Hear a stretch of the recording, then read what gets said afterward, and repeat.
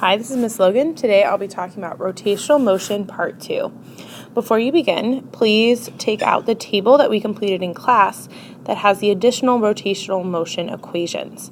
During this flipped lesson, I am going to go through a lot of different equations, but really just focus on how we actually get them.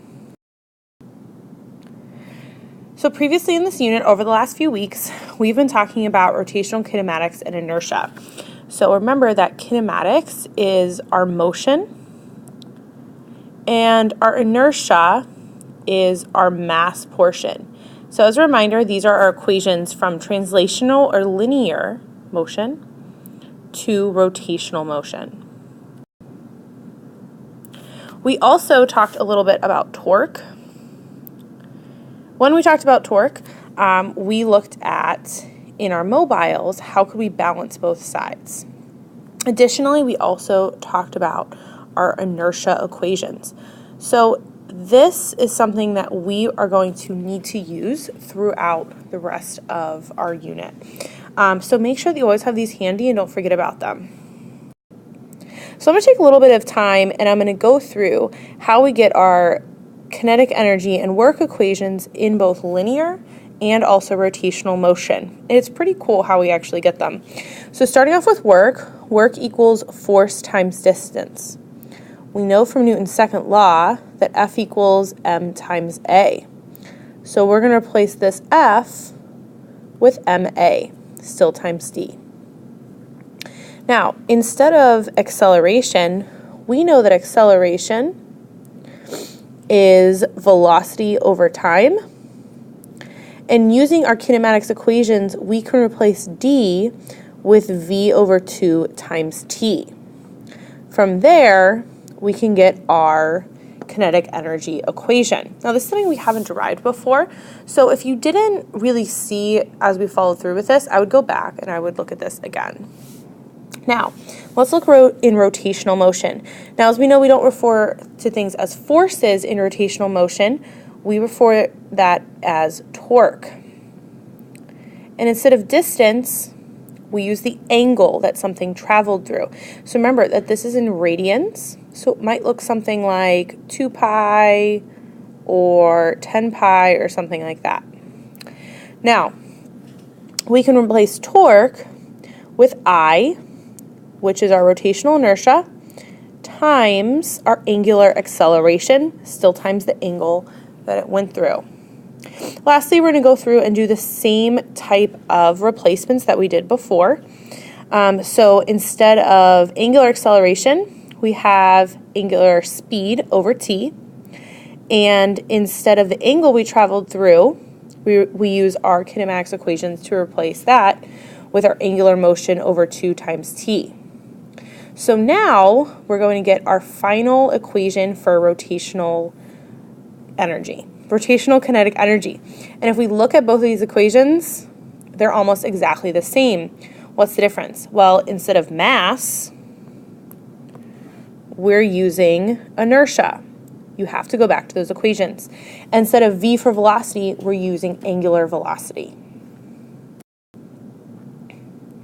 Okay, so our next one to look at is rotational momentum. So in linear motion, this is P equals m times v.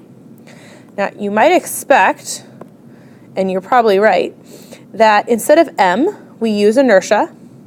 Instead of v, we use angular velocity. And instead of saying momentum, we say angular momentum, which is L. Make sure we're not getting this confused with lever arm. Remember, we're in a point in physics where a lot of letters are going to be reused. So it's really important that you take your time and really think about what these different variables are. Okay, so let's continue talking about a couple more definitions. So the next one, if the angular velocity of a rotating object is changing, it has a tangential acceleration. So one thing we talked about in previous units is that when something is going around in the circle, my acceleration is going to be changing every single time. Now, how can we actually put this into a mathematical equation? So we have our tangential acceleration equals to velocity over time. Now, we're not using velocity over time. we are using our angular velocity times r. So we need r because r is our radius.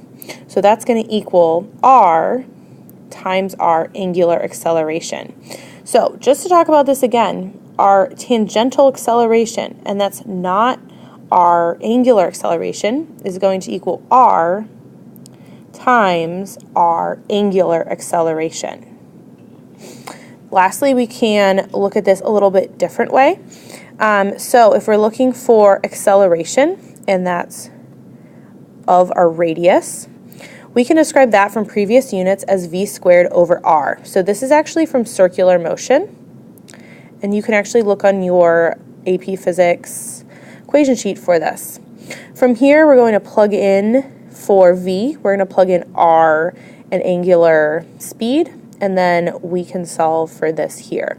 So this is really how we relate our typical acceleration to our angular acceleration and our angular speed.